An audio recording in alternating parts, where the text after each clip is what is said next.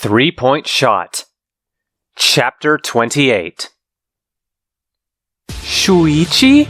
You weren't really part of the club? You were just trying to trick us?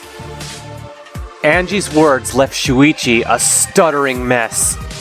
He was nowhere near prepared to watch his charade be shattered so easily. All I was trying to do... Shuichi just wanted to make sure you didn't do anything crazy, that's all! Kaito reassured. Not that this calmed Angie down.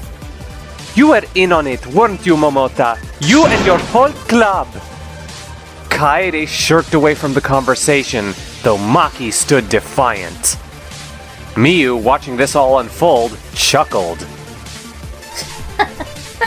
Who would have guessed that Shaihara over here played for both teams? Can you not say it like that? Shuichi exclaimed, his cheeks pink as the inventor's outfit. Kokichi pounced on the detective's frustration. Ooh, could it be that the metaphor was right on the money? Wait, Miyu hedged. for real? Please, Shuichi said, frantically trying to catch his breath. Can we just give me a moment here? Miyu quickly attempted to backpedal. Hey, it's no big deal if you do. I was just... The big deal here is that Angie had 2 liars in her club disgracing and ignoring the word of God. Angie thought she could trust you two. Angie countered. Angie-san, please calm down, Kibo requested. Saihara-kun probably has a reasonable explanation. He wants to get into Akamatsu-chan's pants and thought this would impress her. This time it was Kaede's turn to be embarrassed. Oma-kun! Shuichi was in a state of shock. He could feel his world crumbling around him. There's the case. The lack of trust, the judgment for his sexuality, the calling out of his failings, the people he was closest to being untrustworthy themselves, the pressure to solve the case, all of this and more flooded Shuichi's mind all at once. I just...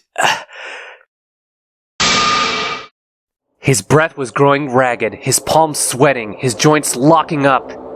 The trial ground was beginning to resemble an empty void with voices all around him. Each voice directed at him, offering questions, complaints, concerns, but all blending together into some sort of cacophony that he could not process. He began to sink into himself, trying to find some other way to perceive what was going on. To an outside observer, all they could see was the image of the detective's legs, giving out from under him, barely keeping himself propped up by grabbing at his podium. Shaky, panting breaths were all that escaped his mouth. Shuichi! Kaito shouted. The astronaut grabbed his best friend's shoulder, trying to help him to his feet. However, Shuichi was non-responsive. He had entered some sort of waking coma, no longer reacting to external stimuli. Saihara-kun? Kaede whispered. What happened to him? Himiko wondered. I've seen it in jail a few times, Ryoma recounted. Sometimes stress just builds up so much that a guy can't take it and he just... snaps. Are you saying this is some kind of anxiety attack? Maki asked. Could be. The former convict theorized. Either way, it's gonna be a while before we hear from him again. You guys keep talking about the case, Kaito requested. I'll try to bring him around. Be careful. Maki warned. If he wants space instead, you give it to him right away. Don't worry, the astronaut reassured. I'll take good care of him. Okay, you do that. Kaede replied. With that matter settled, her focus turned to Angie. Angie-san, I know you're upset, but can you please wait until after the trial for us to talk about this? The artist clapped her hands together in prayer and closed her eyes.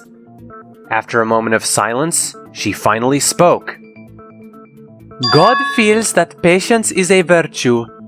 I should keep my emotions in check, for the sake of everyone. Kibo nodded. Yes, God tells me the same thing. We must remain focused on the case. With the class back on topic, Maki took the lead. The 6 members of the art club, myself and Hoshi, have all used the confessional. That leaves 4 people who we aren't sure about. I didn't use it. Kaede commented. Me neither. I ain't stepping in that nonsense. Miyu agreed. I also refrained. Kirumi shared. I didn't either, Kaito claimed, taking his focus off of Shuichi briefly. And before you accuse Shuichi of anything, he and I were in the casino when Gonta died, so we have alibis too. We can cross them off the list. Kaede asserted. And with that in mind, we should probably cross off Kibo too, since I think we're all in agreement about him being unconscious. I can agree to that. Maki said with a nod. Kibo thought this over. If we then limit ourselves to those who have used the confessional, it leaves 6 suspects. Anji-san, Harukawa-san, Yumeno-san, Oma-kun, Hoshi-kun, and Gota-kun himself. I don't think it was a suicide. Himiko noted. Guy couldn't kill an ant, much less himself. Miyu snarked. Maybe he tried to kill Kurumi, the culprit saw him, and they tried to stop it? Ryoma theorized. Please. Miyu scoffed. Bug Boy's too much of a dainty flower child to kill somebody. And if the culprit fought against him, why are there no external wounds on Gonta-kun's body?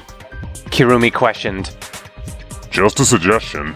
Ryoma defended. That's the weirdest part, though. Kaede chimed in. We don't even know how he died. There was a struggle, we know that. But he had no injuries. And we didn't find anything at the crime scene that looked like a murder weapon. So are you saying he did fight with the culprit? Angie asked. I don't know. The pianist admitted. We're all assuming Gonta-chan ever even saw who killed him. Kokichi noted. What if he never knew who his murderer was? But that doesn't seem possible with the struggle, Kibo pointed out.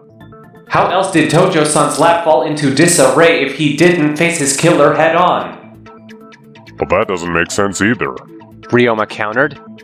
Now that I think about it, none of us would really stand a chance if we had to fight Gonta, so there couldn't have been a fight. We're caught in a spiral or something. Himiko complained. There had to be a fight, but there couldn't have been a fight. Which is it? Kaede steeled herself. It was do or die time.